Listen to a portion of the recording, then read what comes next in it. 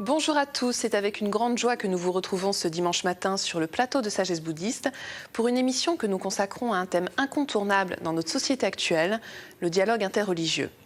Cet échange entre les religions et plus généralement entre les cultures qu'elles ont engendrées et qu'elles nourrissent encore n'est pas une utopie. Il est plus que jamais une nécessité concrète. Alors qu'en est-il à la fois au niveau mondial mais aussi en France ? Pourquoi ce dialogue est-il si important et quelle place y occupe le bouddhisme? Nous rejoignons pour en parler notre invité Éric Vincent. Éric Vincent, bonjour. Bonjour. Et merci d'être avec nous aujourd'hui. Alors, vous êtes enseignant, chercheur et journaliste spécialisé sur les religions. Vous êtes né d'une mère catholique et d'un père bouddhiste dans la tradition du bouddhisme tibétain, justement, et vous vous intéressez particulièrement aux relations entre le christianisme et le bouddhisme.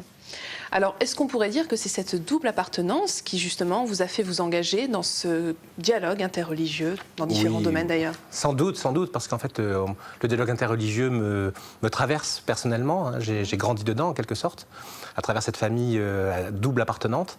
Et donc, depuis, en effet, j'ai quand même un très vif intérêt personnel et intellectuel pour ce sujet, et qui est renforcé par l'urgence de cette question de l'interreligieux dans la société actuelle. Alors, qu'est-ce que vous faites plus concrètement, rapidement? Alors, en fait, j'appartiens à un groupe de recherche sur le bouddhisme contemporain, GRBC, qui est rattaché à l'Institut catholique de Paris, et qui rassemble des chercheurs chrétiens ou bouddhistes pour dialoguer autour du bouddhisme et dialoguer autour du religieux dans la société actuelle. Et par ailleurs aussi, j'appartiens à un autre groupe qui s'appelle Dialogue et Conversion. Comme son nom l'indique, là aussi la question du dialogue est centrale. Et par ailleurs aussi, je donne des cours sur le bouddhisme à des cadres religieux et notamment à des futurs imams. Et donc là aussi, une situation interreligieuse tout à fait passionnante. Une grande transversalité alors. Revenons maintenant donc à ce dialogue interreligieux au niveau mondial. Quelles sont les grandes étapes qui l'ont marqué, ce dialogue interreligieux, si on devait résumer? Alors en fait, en général, on marque le début de ce mouvement en 1893 au Parlement des religions de Chicago. Aux États-Unis, donc. Et puis l'autre étape vraiment importante, ça a été le Concile Vatican II pour l'Église catholique, parce que ça marque vraiment une inflexion de la doctrine catholique dans la direction du dialogue. Et à partir de ce changement de l'Église catholique, on a eu le moment vraiment fondateur aussi de la rencontre d'Assise de 1986, où 150 représentants religieux des plus grandes traditions du monde se sont regroupés autour de Jean-Paul II. Et ce rendez-vous d'Assise a été réitéré 3 fois depuis, et à chaque fois avec un écho plus grand. Donc c'est vraiment quelque chose d'important aussi. Et donc il faut signaler que les bouddhistes y étaient. Étaient présents à chaque fois, tout à fait. Le Dalai Lama, notamment à la rencontre initiale, donc en 1986, et les autres traditions bouddhistes aussi étaient représentées. Et alors qu'en est-il en France ? Alors en France, on a, je dirais, tout un tissu local d'associations en fait interreligieuses qui sont à la fois très importantes et en même temps peu visibles. Peut-être parce qu'en fait le religieux dans notre pays a peu de moyens en fait, compte tenu de la culture française et des règles de laïcité. Les gens qui investissent dans cette direction-là n'ont pas beaucoup de moyens, je dirais, économiques pour se faire connaître. Mais en même temps, il y a vraiment tout un tissu local d'initiatives qui sont très importantes parce qu'elles permettent justement aux communautés de se connaître, de se rencontrer. D'accord. Et alors, est-ce que vous avez le sentiment qu'on est en retard par rapport aux pays anglo-saxons ou comment est-ce qu'on se situe? Je pense qu'en quand même, en effet, on n'est pas en avance en tout cas, et notamment par absence de grandes associations puissantes. Par exemple, il y a des associations mondiales comme la Conférence mondiale des religions pour la paix qui ont des sections locales, donc il y a une section française qui existe, mais on n'a pas, je dirais, l'équivalent de grandes associations, de grandes fondations qui investissent dans ce domaine comme on peut avoir dans les pays anglo-saxons, ou même, je dirais, par exemple, dans les Émirats aujourd'hui. Le Qatar a un centre interreligieux tout à fait important. Il y a d'autres exemples, donc des pays qui reconnaissent l'importance essentielle de ce dialogue aujourd'hui, et la France, voilà, est peut-être un peu en arrière. Alors revenons justement à l'essence et à l'importance de ce dialogue interreligieux. Pourquoi est-ce que c'est essentiel, justement, Éric Vincent, tant au niveau culturel, spirituel que sociétal? Eh bien, en fait, on pourrait dire parce que, d'abord, le monde aujourd'hui est globalisé. La mondialisation est un mouvement de fond qui ne s'arrêtera pas vraisemblablement. Et donc, les différentes religions, les différents fidèles des religions se rencontrent au quotidien. Dans la rue aujourd'hui, on croise des gens de toutes origines et donc de toutes religions. Au sein même des familles, moi j'en suis un exemple en quelque sorte, avec donc deux parents de traditions différentes. Donc aujourd'hui, voilà, l'interreligieux est partout. Et donc c'est une nécessité justement de ne pas le vivre passivement, mais au contraire d'en faire une ressource, une richesse. et de le déployer dans toutes ses dimensions. Parce qu'on sait aussi que la diversité culturelle et religieuse peut être parfois lourde de malentendus, voire de problèmes, d'un vivre ensemble qui devient compliqué. Et donc, de ce point de vue-là, le dialogue interreligieux est une nécessité, vraiment une ressource pour maintenir l'harmonie entre les différentes cultures. Et alors justement, vous avez le sentiment qu'il y a une évolution des mentalités vis-à-vis du dialogue interreligieux? Je pense que justement, comme je disais tout à l'heure, la multiplication des initiatives locales, même si elles sont modestes, montre malgré tout qu'il y a une prise de conscience en France de l'importance de ce dialogue. Et puis, malgré tout, il y a quand même des évolutions qu'on peut remarquer, par exemple, à travers les cérémonies qui sont organisées en cas de catastrophe naturelle, par exemple, ou un moment de grande émotion collective. Naturellement, aujourd'hui, on va rassembler les différents cultes. Donc ça montre aussi cette espèce d'évidence de l'interreligieux. On pourrait dire qu'il y a eu un changement des mentalités aussi, dans le fait que, peut-être il y a 50 ou 60 ans, quand on demandait aux personnes « Est-ce que votre religion est la seule vraie ?», majoritairement, ils répondaient « Oui, ma religion est la seule vraie ». Alors qu'aujourd'hui, c'est une toute petite minorité des personnes qui va répondre « Ma religion est la seule vraie ». Donc on voit qu'on a une ouverture progressive au pluralisme religieux et qui rend évidemment le dialogue interreligieux inévitable. Bien sûr. Et alors, quels sont selon vous les bons ressorts de ce dialogue interreligieux? Des gens de différentes religions qui se rencontrent et qui vivent ensemble. Je dirais c'est l'épicier musulman qui va rencontrer une personne catholique ou une personne athée, parce que c'est pas que de l'interreligieux, c'est de l'interconvictionnel aussi, ou un juif ou un bouddhiste. Bon. Dialogue de vie. Après, on a le dialogue des œuvres, c'est-à-dire faire des choses ensemble. Par exemple, mener une action humanitaire avec des personnes de différentes religions, comme une collecte de sang, par exemple. Ensuite, on a le dialogue théologique, qui là, pour le coup, intéresse plutôt des spécialistes, donc des gens qui connaissent les doctrines religieuses et qui vont échanger autour de ces doctrines. Et enfin, on pourrait dire, on a le dialogue spirituel, qui vraiment là s'attache aux questions existentielles, aux questions métaphysiques et aux questions aussi personnelles, ce que les personnes vivent dans leur spiritualité. Donc déjà, vous voyez, ces différents niveaux qui sont souvent reliés, interdépendants, montrent l'ampleur du sujet en fait, et comment il peut se déployer. Et sinon, donc, dans le dialogue en lui-même, je dirais, il y a à la fois la nécessité d'avoir une attention au commun, c'est-à-dire à ce qui rapproche les différentes religions, et aussi à ce qui les distingue, à ce qu'on pourrait appeler les impartageables ou les spécifiques.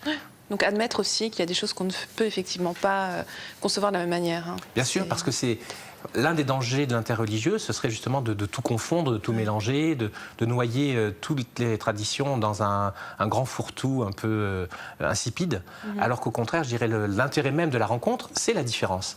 C'est de pouvoir s'ouvrir à l'autre dans sa spécificité, parce que c'est bien ça qui va m'enrichir et qui va me faire bouger. Et alors, idéalement, je dirais dans une réciprocité. La réciprocité est quand même quelque chose qu'on peut espérer dans cette ouverture mutuelle, mais je dirais la réciprocité n'est pas forcément indispensable, au sens que on peut aussi faire le premier pas, on peut aussi tendre la main à l'autre, et si l'autre tend aussi la main, tant mieux, mais s'il ne la tend pas, au moins on aura fait sa part du chemin. Donc la question du regard sur l'autre est quand même très importante. Elle est fondamentale, et je dirais c'est vraiment un enrichissement humain et aussi spirituel. C'est-à-dire qu'il y a vraiment une dimension, on l'a dit, sociétale en quelque sorte, ou même presque politique. Et il y a aussi une dimension proprement spirituelle et religieuse, au sens que le dialogue nous permet d'échanger sur le mystère que nous contemplons tous, le mystère de l'homme, le mystère de la vie, le mystère du divin, quels que soient les termes qu'on emploie pour le désigner. Et là-dessus, on a besoin des autres. On a besoin d'avoir la vision spécifique de chaque tradition. Et alors, quelle peut être la place des bouddhistes dans ce dialogue interreligieux ? Je dirais donc les bouddhistes, comme grande tradition de l'humanité, ont une place tout à fait naturelle comme toutes les autres grandes traditions, sachant que peut-être leur spécificité, c'est justement d'être une tradition non théiste. Et ce qui donc les différencie, en tout cas des trois monothéismes, et même à certains égards de l'hindouisme. Donc de ce point de vue-là, il y a vraiment, je dirais, une voie singulière du bouddhisme. Et puis aussi, je dirais peut-être la grande expérience des bouddhistes en matière de science de l'esprit, en matière de méthode d'intériorité, de méditation, qui là aussi peut-être vraiment intéresser les autres traditions, et notamment, je dirais, les monothéismes, qui ont peut-être moins mis l'accent sur ces méthodes au cours des derniers siècles, et donc qui, de ce point de vue-là, ont à recevoir peut-être du bouddhisme. Donc c'est une forme d'interfécondation, en fait. Tout à fait. Et c'est vrai qu'alors qu'en préparant l'émission, vous m'avez donné un exemple qui m'a frappé, c'est qu'en fait les bouddhistes ont aussi pris exemple entre guillemets sur les missionnaires catholiques chrétiens qui venaient en Inde faire des distributions. Racontez-nous un petit peu ce qui oui, s'est... en effet, c'est-à-dire que souvent quand on s'intéresse à ce qu'on appelle le bouddhisme engagé, donc cette nouvelle forme de bouddhisme présent dans la cité par des actions humanitaires, des actions généreuses de toutes sortes, on raconte donc que cette forme de bouddhisme qui est moderne pourrait s'expliquer en partie par l'exemple justement de la présence notamment des chrétiens dans les pays orientaux, dans les pays bouddhistes majoritairement, où donc les gens du pays ont vu l'arrivée de ces nouveaux venus qui se traduisait immédiatement par la construction de dispensaires, d'hôpitaux, d'écoles, alors que peut-être les traditions locales n'avaient pas estimé nécessaire d'aller dans cette direction-là jusque-là. Et donc, voilà, on pourrait penser qu'il y a vraiment un échange, en quelque sorte. On bénéficie des points forts des autres et on les aide, en quelque sorte, peut-être à développer leur potentialité ou des fois même à corriger certaines choses aussi. Chaque tradition a aussi ses défauts, bien sûr, historiquement, ses faiblesses. Donc, de ce point de vue-là, le dialogue est l'occasion d'un échange du meilleur, en fait. Alors, cet échange, il est incarné aussi par de grandes personnalités. Alors là, je pense à Khalor Rinpoche, qui est l'un des premiers maîtres tibétains, si ce n'est le premier, à venir en France dans les années 70, je crois. Oui, tout à fait. Et donc, qui est allé rendre visite très rapidement aux autorités religieuses des autres traditions. Oui. Comment est-ce que ça s'est passé, Éric Vincent? C'est très original, quand même. En fait, oui. Donc, Khalor Rinpoche, qui a eu ce rôle si important dans la diffusion du bouddhisme vajrayana en Occident, a tenu, lors de son premier voyage, en fait, à aller d'abord à Jérusalem, en tant que foyer des monothéismes, on peut dire, et aussi à rencontrer le pape Paul VI, à Rome. Et donc on voit aussi ce respect de la part de ce grand maître tibétain à l'égard de la tradition ou des traditions du pays, en quelque sorte des traditions majoritaires du pays.